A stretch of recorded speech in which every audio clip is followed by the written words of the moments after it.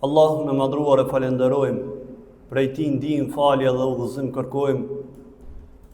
Përshëndetjet dhe selamet tona në këtë ditë xumaje, Muhammed Mustafas sallallahu alaihi wasallam i dërgojmë.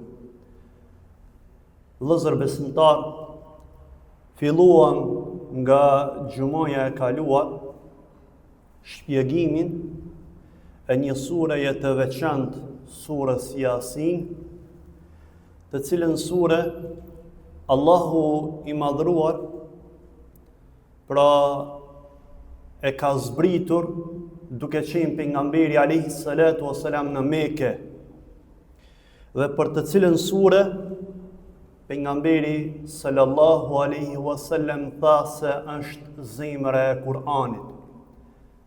Dhe shpjeguam në javën e kaluar se çka do me thonë që kjo sure të emërtohet me këtë emër nga ana e pejgamberit alayhi salatu wasalam, të emërtohet si zemra e Kur'anit, për shkak se ashtu sikur që zemra e cila pompon gjakun në për gjithë venat e trupit, po ashtu edhe surja Yasin pompon në venat e imanit, venat e besimit tonë. Surja Yasin na shpjegon për njëshmërinë e Zotit Madhreshëm, na shpjegon për ringjalljen, për ditën e gjykimit. Andaj do të vazhdojmë në këtë xhumë që të flasim për këtë sure madhështore. Në xhumën e kaluar e filluam me 6 ajetet e para të kësaj sureje, ndërsa sot me lejen e Zotit Madhreshëm do të vazhdojmë që të flasim edhe më tutje për shpjegimin e ajeteve në vazhdimsi. Thamë se në xhumën e kaluar thamë për Kur'anin, Allahu i Madhreshëm është betu në këtë Kur'an, wal Kur'anil Hakim, pasha Kur'anin për plot urtësi. Dhe gjithashtu Zoti i Madhreshëm tha për dërguarin e tij, për Muhammed Mustafan, se me të vërtet ai është prej dërguarve. Dhe me të vërtet ky Kur'an udhëzon në rrugë të drejtë. Ky Kur'an është i mbushur me mirësi, sepse është i zbritur nga ai i cili është El Aziz, pra i plot fuqishëm. Me drejt mujmë me e bu një pyetje, edhe me thonë, nëse mesazhi i këtij Kur'anit qenë ka kaq i përsosur, i zbritur nga El Aziz, i plot fuqishmi, i mbushur për plot urtësi, atëherë pse ka kaq shumë njerëz që nuk e besojnë mesazhin e këtij Kur'anit? Cila është arsyeja që njerëzit e mohojnë Kur'anin, e mohojnë mesazhin e Zotit të Madhreshëm? A ka ndonjë tmet të ky mesazh? A ka diçka të paqartë të ky Kur'an? Jo, të dashur vëllezër besimtar. Kur'ani me madhështinë e tij i përgjigjet kësaj dileme, kësaj pyetje që dikush mundet me e parashtru. Pse njerëzit e mohojnë Kur'anin? Pse njerëzit e mohojnë mesazhin e Zotit të Madhreshëm? Pra, ajetet që do të studiojmë apo që do të shpjegojmë tani na mësojnë se problemi nuk qëndron tek ilaçi, mirë po problemi qëndron tek pacienti i cili nuk e merr ilaçin. Keni parë për shembull, nëse shkon te mjeku edhe mjeku të konstaton se ke këtë sëmundje, edhe ti nxjerr disa barna që ti duhesh me i përdor. Dhe nëse ti nuk i përdor ato barna, ato ilaçe, a ka mundësi të shërohesh? Nuk ka mundësi të shërohesh, sepse nuk e ke ndëgju mjekun. Andaj edhe në këtë rast, mjeku i zemrave tona, ai i cili i ka krijuar ata, Zoti i Madhreshëm, ne ka zbritur ilaçin. Ky ilaç është Kur'ani. Dhe ata të cilët e refuzojnë këtë ilaç, ata vazhdojnë që të ngelin të sëmur në zemrat e tyre dhe në shpirtrat e tyre. Zoti i Madhreshëm vazhdon në vazhdim të surës Yasin duke thonë laqad haqqa al-qawlu ala aktharihim fahum la yu'minun. Tashmë fjala është bërë me drejt realitet për shumicën e tyre, andaj ata nuk besojnë. Dhe komentatorët e Kur'anit kur e shpjegojnë, kur e sqarojnë këtë fjalë, këtë ajet, siç është Ibn Kathiri, na shpjegon se fjala këtu që e përmend Zoti i Madhreshëm është për dënimin e Zotit. Siç thot Zoti i Madhreshëm me një ajet tjetër në Kur'an, la amla'anna jahannama minka wa min tabi'aka minhum ajma'in, do ta mbush xhehenemin me ty, por ai drejtohet shejtanit dhe me gjithë ata që të pasojnë ty. Pra, nga këtu na bëhet e qartë të dashur vëllezër, se ata të cilët do të dënohen në botën tjetër, nuk është që Zoti i Madhreshëm dëshiron me i dënu ata, mirë po ja që ata kanë përzgjedhur vetë me dëshirën e tyre ta meritojnë dënimin. Ata kanë refuzuar të vërtetën, ata kanë mohu udhëzimin e Zotit të Madhreshëm, për këtë shkak pra ata kanë zgjedhur vetë që të dënohen. Andaj Zoti i Madhreshëm në vazhdim ne e përshkruan në mënyrë metaforike se si do të jetë dënimi i tillëve. Thot inna ja'alna fi a'naqihim aghlalan fa hiya ila al-alqani fa hum mukmahun. Ne u kemi vendos në qafat e tyre pranga që arrin deri në mjekër, kështu që ata mbesin me kokën lart. Është interesante kur e shpjegojnë këtë ajet, thonë pse me këtë lloj dënimi Zoti më i dënon këta. Sepse këta sa ishin në dynja u treguan arrogant. Nuk e ulën kokën asnjëherë për t'ju nënshtruar Zotit të Madhreshëm. Vazhdimisht vazhduan me arrogancën e tyre, me mendjemadhësinë e tyre dhe në ditën e gjykimit Zoti i Madhreshëm po ju vendos pranga në qafat e tyre që ashtu sikur se nuk e ulët kokën në dynja, edhe në këtë botë pra, edhe në botën tjetër në ditën e gjykimit, do të vazhdoni pra ta mbani kokën pa pasur mundësi që ta ulni ata.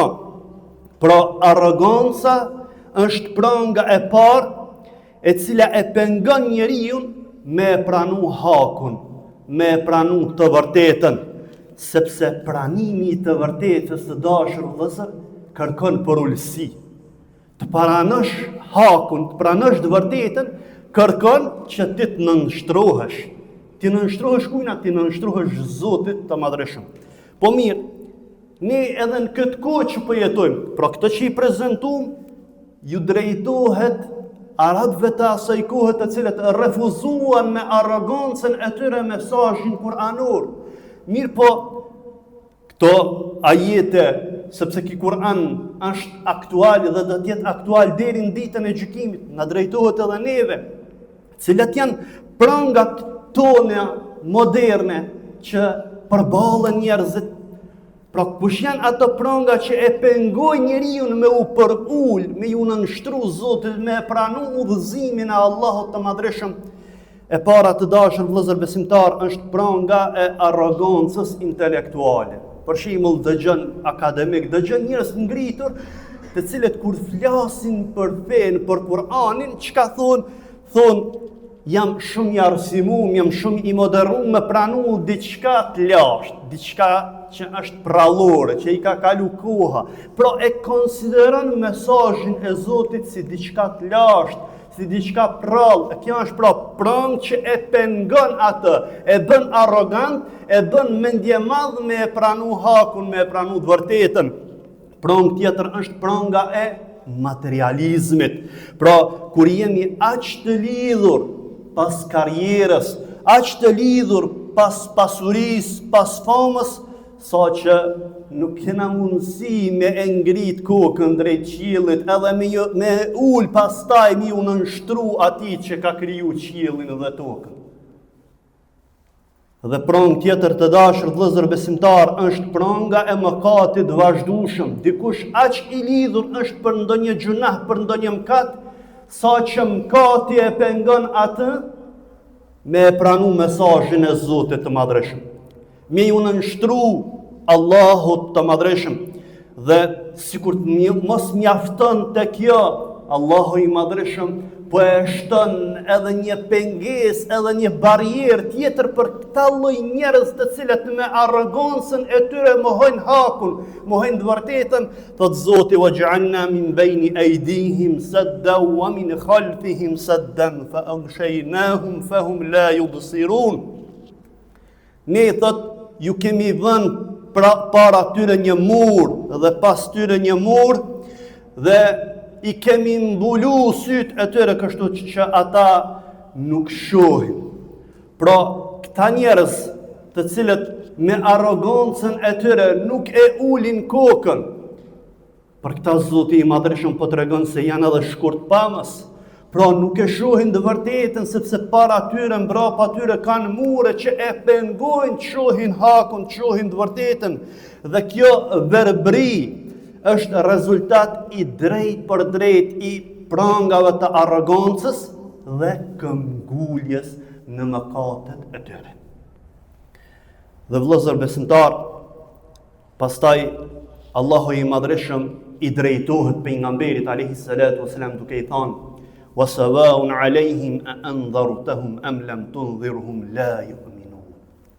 Brengosej pejgamberi alayhi salatu wasalam, edhe pse ju fliste, edhe pse i ftonte në të vërtetën, edhe pse i ftonte në rrugën e drejtë, që distancoheshin, të largoheshin prej devijimeve të tyre, për këtë lloj brengosjes Zoti po e qetëson dhe po i drejtohet me fjalët: "Wasawa'un 'alayhim a anzartahum am lam tunzirhum la yu'minun." Dhe për ata është një lloj i paralajmërove apo nuk i paralajmërove, ata nuk besojnë. Pra, udhëzimi të dashur vëllezër besimtar nuk mundet me mbita ata të cilët e kanë këtë prangë të arrogancës edhe vazhdojnë me këmbguljen mëkatet e tyre. Andaj, kjo ishte një thirrje për pejgamberin alayhi salatu wasalam, jo që ta ndalonte thirrjen.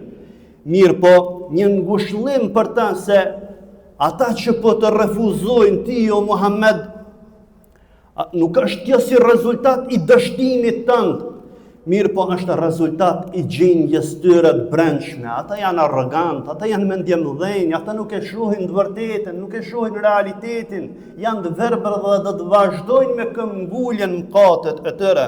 Dhe pas këtij përshkrimi të errët, Allahu me mëshirën e tij, me rahmetin e tij, pra në hap një dritare shprehse.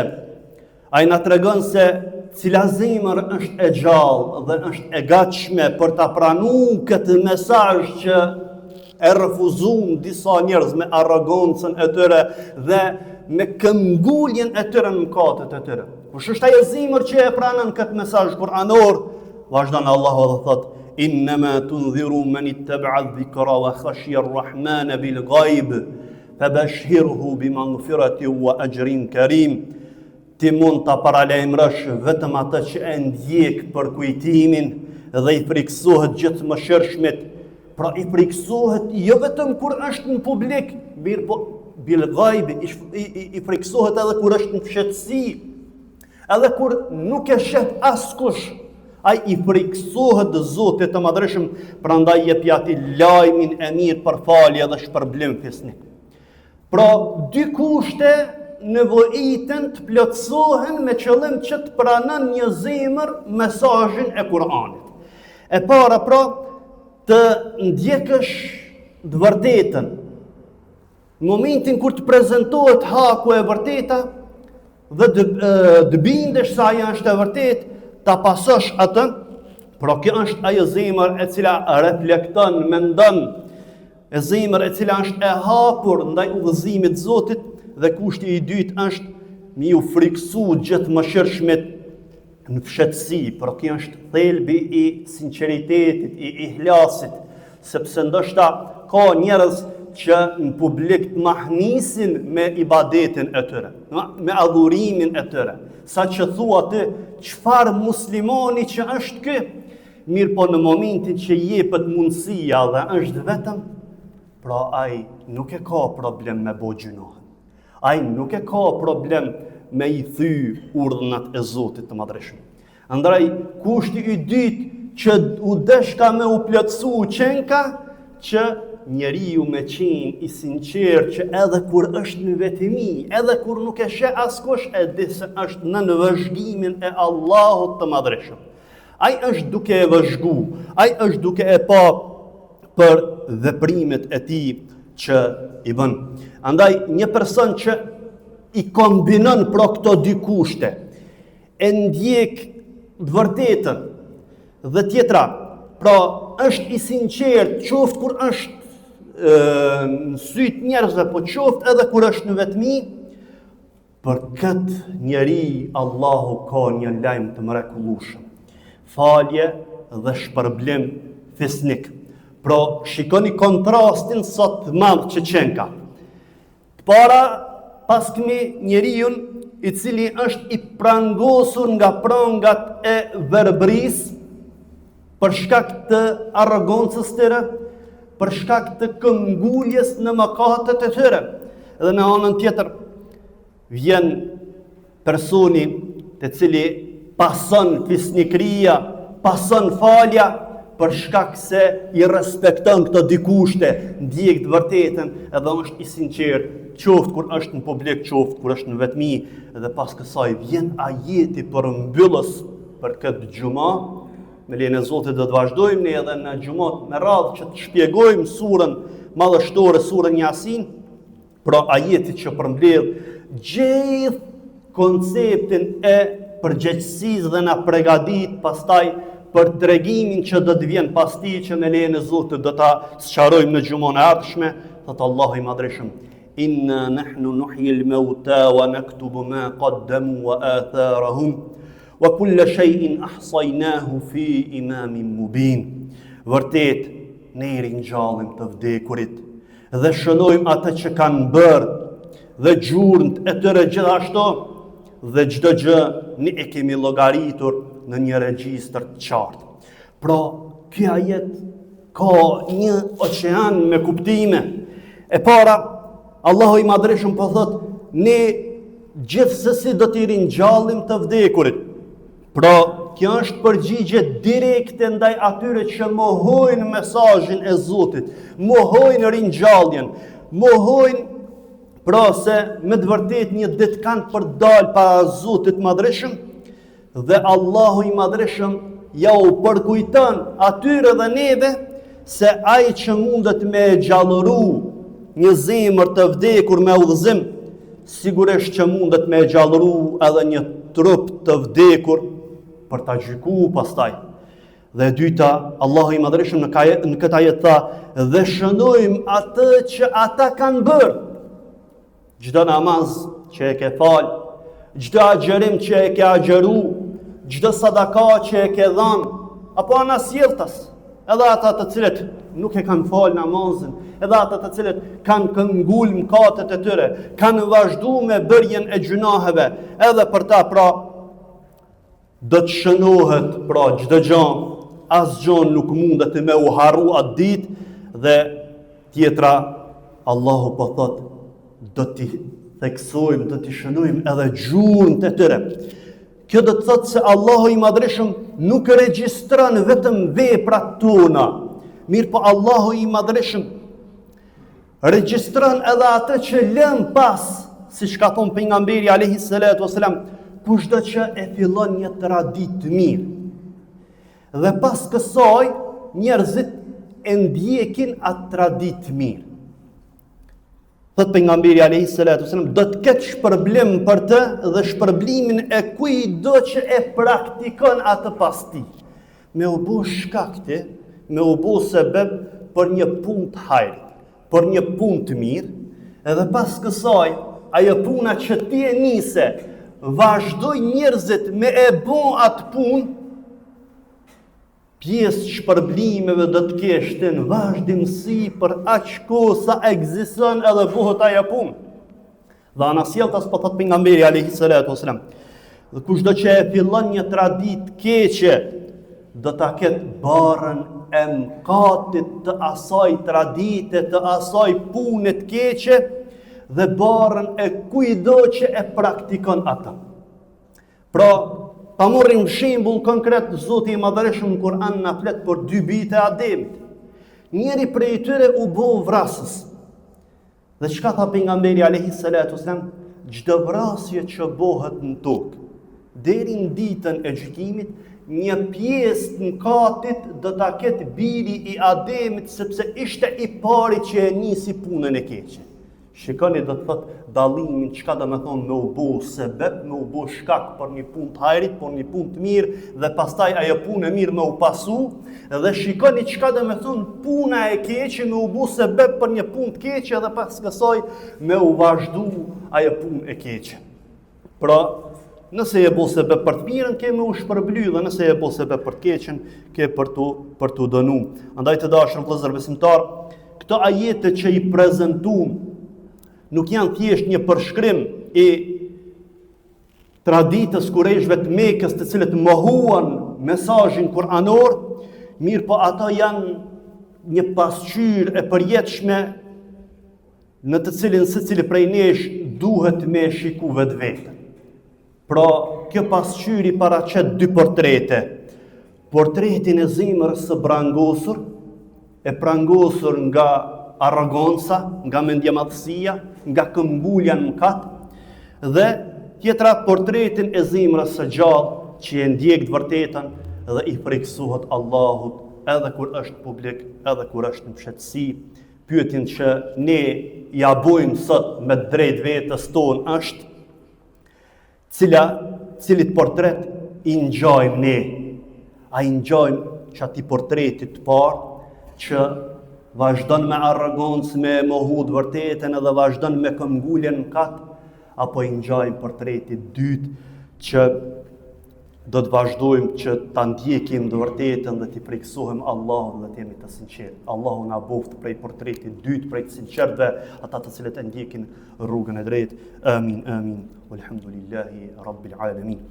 Andaj, të dashur vëllezër besimtar, në fund ne e prezantuam ajetin e 12 të surës Yasin, ku mes tjerash theksuam se Allahu i Madhërisht i shënon gjurmët e atyre që e kanë bu një vepër të mirë dhe pastaj ajo vepra e mirë bëhet sebeb me kon vazhdimsi. Duke u bazu te kjo ajet, dëshiroj të bëj një thirrje, pasi vëllezërit tanë shqiptar në Freiburg kanë kërku nga gjitha ata të cilët kanë mundësi me kontribu në mënyrë që të blejnë një objekt, që atë objekt pastaj ta shndrojnë në xhami. Andaj si në këtë xhami, si në gjitha xhami tjera, sot shtrohet Sergia, ku ka mundësi që të kontribon në mënyrë që ta shënon emrin e tij dhe gjurmët e tij në këtë vepër madhështore që pastaj deri në ditën e gjykimit të ketë shpërblime në vazhdimsi. Antarët e xhamis janë apo pasi që të përfundon namazi i xumos, kush sa të ketë mundësi të kontribon Sergia, pra është në dalje të xhamis, Zoti ju shpërbleft dhe ju nderoft për çdo kontribut tuaj që e bëni. Alhamdulillahi rabbil alamin. El Fatiha.